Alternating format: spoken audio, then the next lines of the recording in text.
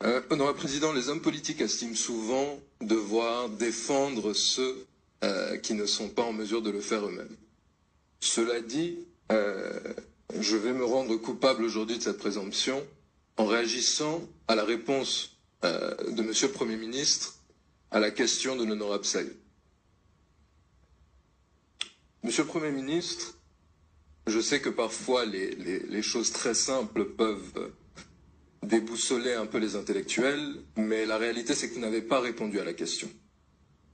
La question qui a été posée de manière peut-être un peu ésotérique, c'est où va le Congo? Et cette question n'est pas anodine.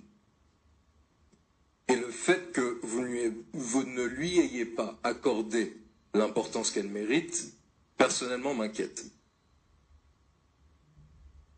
Et vous avez dit que c'est le devoir du président de la République de faire l'état de la nation. Oui, mais c'est votre responsabilité, en tant que chef du gouvernement, d'agir et de définir la direction. Donc la question se pose réellement. Vous auriez pu nous parler, par exemple, de vos priorités concernant ce pilier incontournable du développement durable que nous cherchons, qui est l'éducation. Comment allons-nous faire pour redresser le niveau de nos élèves? Ou répondre aux besoins et aux cris de désespoir de tous ceux qui sont actuellement à l'étranger et qui n'arrivent pas à répondre à leurs besoins. Vous auriez pu nous parler des retraités. Pas seulement le plan d'apurement, mais quelle est la stratégie de réforme pour garantir ce droit non seulement aux milliers qui sont encore en attente, comme nous l'avait dit le vice-premier ministre ici dans cette salle, mais les dizaines de milliers qui les rejoindront dans les années à venir. Les sujets ne manquent pas, Monsieur le Premier ministre. Vous auriez même pu nous parler, parlons très concrètement, du plan national de développement, qui a été tant vanté dans cette pièce. Puisque c'est ça, c'est ce que le gouvernement nous dit. Le gouvernement nous dit, le plan national de développement, c'est là où nous allons. Donc, celui-ci qui a commencé il y a 2 ans, quel est le bilan aujourd'hui?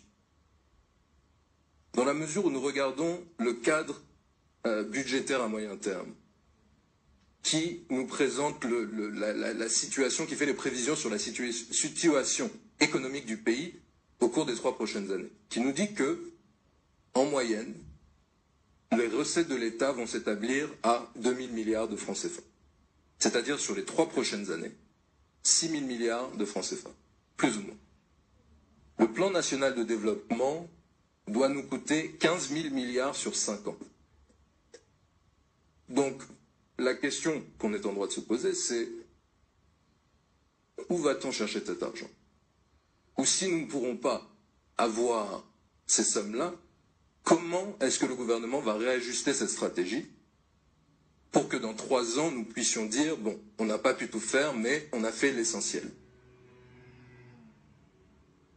En clair, honorable Président, Monsieur le Premier ministre, je vous invite à donner une vraie réponse à cette question.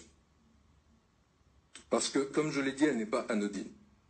Nous savons qu'il y a un très grand chantier devant nous pour redresser, pour développer ce pays. Nous savons que les défis sont de taille.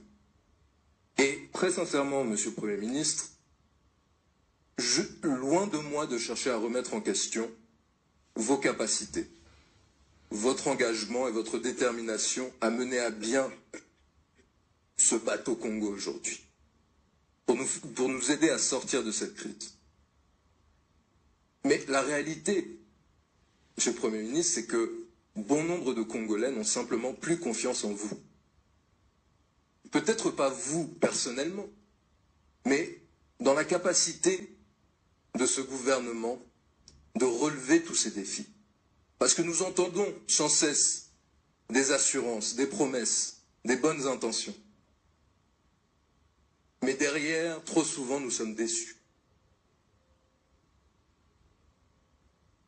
Alors, Monsieur le Premier ministre, vous avez demandé de la simplicité.